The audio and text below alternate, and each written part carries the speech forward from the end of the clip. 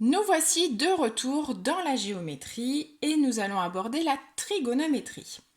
Plus particulièrement, nous allons voir cette année le cosinus et vous verrez l'an prochain le sinus et la tangente qui viennent compléter la famille dans la trigonométrie.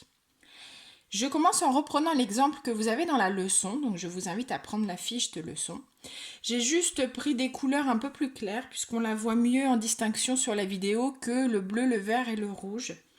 C'est vraiment une question de luminosité. On va commencer par revoir le vocabulaire, toutes les bases, et puis dans les prochaines vidéos, on verra la partie un peu plus pratique. Première chose importante à savoir, la trigonométrie ne fonctionne que dans un triangle rectangle. Si votre triangle n'est pas rectangle, soit vous pouvez prouver qu'il l'est avec Pythagore, ou avec des propriétés, si deux droites sont parallèles et que l'une est perpendiculaire à l'une, alors elle est aussi perpendiculaire à l'autre. Voilà, il y a plein de façons de prouver. Soit vous pouvez le prouver et dans ce cas-là, vous pouvez continuer avec la trigonométrie, soit vous ne pouvez pas le prouver et dans ce cas-là, la trigonométrie ne peut pas être utilisée. Alors, on reprend un petit peu le vocabulaire. Le côté qui est en face de l'angle droit, c'est aussi le côté le plus long d'un triangle rectangle. Et ce vocabulaire, on l'a déjà vu, c'est l'hypoténuse. Je vous l'ai remis, ça ne fait pas de mal de revoir les choses. Ensuite, nous avons un vocabulaire que j'ai déjà abordé, qu'on appelle côté adjacent. Alors, un côté est adjacent à un angle. D'accord? Donc, on prend les angles aigus. Donc là, j'ai l'angle en A. Donc, le côté qui est ici, en bleu aussi, c'est le côté adjacent à l'angle CAB. C'est aussi le côté adjacent à l'angle BAC. Ce qui est important, je vous rappelle, c'est que le sommet de l'angle soit la lettre du milieu. Nous avons aussi ici un deuxième angle aigu. Donc le côté ici, c'est le côté adjacent à l'angle ABC. Ou à l'angle CBA. Ça fonctionne dans les deux sens. Donc ça, c'est juste pour le vocabulaire. Ensuite, nous allons donc attaquer le cosinus. L'abréviation de cosinus, c'est cos, tout simplement.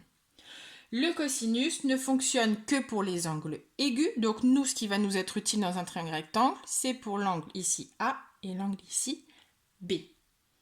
Le cosinus d'un angle est nécessairement compris entre 0 et 1. Si vous faites un calcul et que vous obtenez cosinus de l'angle en A qui vaut 43, c'est que vous vous êtes trompé quelque part. Il faut bien l'avoir en tête que le cosinus ne peut avoir une valeur qu'entre le 0 et le 1.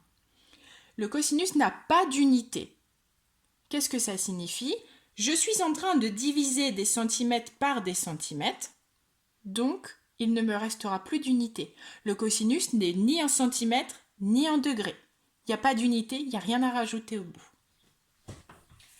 Donc on va commencer. Le cosinus, je vous ai mis dans la leçon que c'était égal au côté adjacent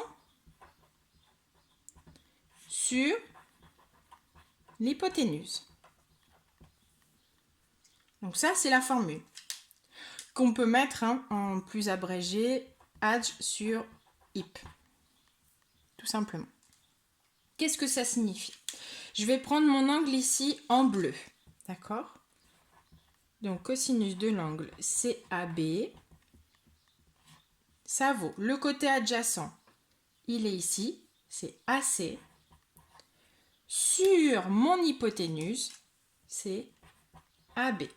Avec le jeu de couleurs, je pense que c'est plus simple pour vous repérer.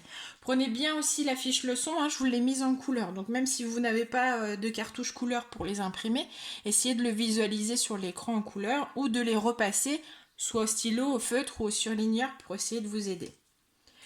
L'angle ici, donc son cosinus à lui, n'oubliez pas le chapeau, l'accent circonflexe sur l'angle. C'est donc le côté adjacent, donc adjacent à l'angle, ici, CB, sur l'hypoténuse. L'hypoténuse, c'est toujours AB.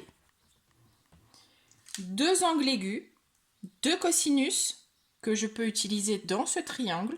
À chaque fois, j'ai la même hypoténuse, puisqu'en fait, il n'y en a qu'une. Et avec le code couleur, vous voyez que côté adjacent à l'angle. C'est bien collé. Ok? On fait un deuxième exemple pour voir si ça, c'est à peu près compris.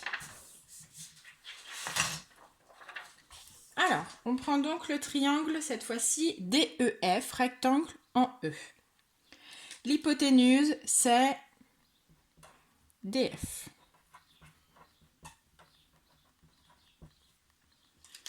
Ici, nous avons le côté adjacent à l'angle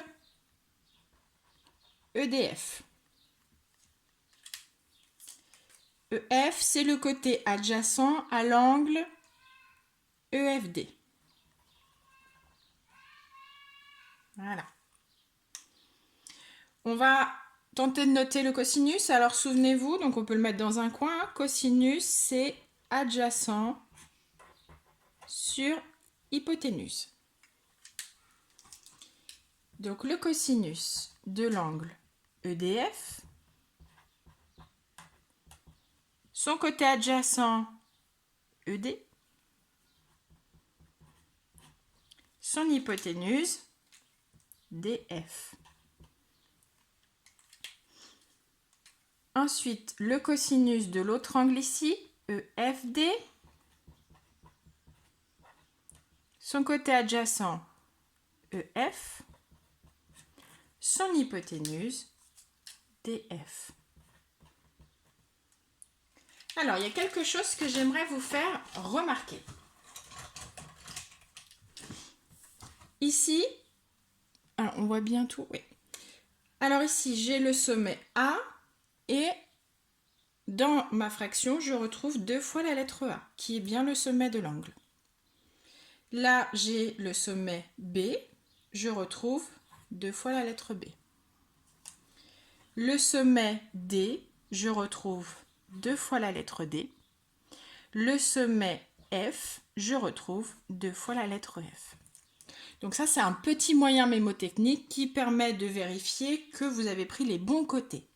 Ensuite, attention, il faut vraiment que vous ayez en tête que l'hypoténuse doit être au dénominateur. Ce que je veux, c'est un résultat qui soit plus petit que 1. Donc, il faut forcément que le dénominateur soit le plus grand nombre. Donc, le plus grand côté, le plus long côté, le plus grand nombre doit être au dénominateur. Voilà, j'espère que c'est à peu près clair pour cette base. Nous allons donc enchaîner cette vidéo avec le réglage de la calculatrice. Il est extrêmement important, avant de faire vos exercices, de vérifier que la calculatrice est parfaitement réglée, puisqu'en fait, nous utilisons pour les angles des degrés, et parfois la calculatrice, soit automatiquement, soit parce que vous avez tendance à appuyer sur les boutons, elle se met en radian ou parfois en grade et du coup ça pose problème pour la résolution des exercices. Donc on voit ensemble comment bien régler sa calculatrice. Il faut bien que vous vérifiez en haut de votre écran que vous avez bien un petit dé. On voit ça tout de suite. Pour modifier le réglage de votre calculatrice, vous allez appuyer sur la touche seconde puis la touche menu pour entrer dans le dossier configuration. Vous allez choisir unité d'angle, pour cela vous appuyez sur la touche 2. Puis vous allez choisir degré puisque nous travaillons avec les degrés et vous allez donc appuyer sur la touche 1. Vous allez pouvoir maintenant voir apparaître le petit dé en haut de votre écran.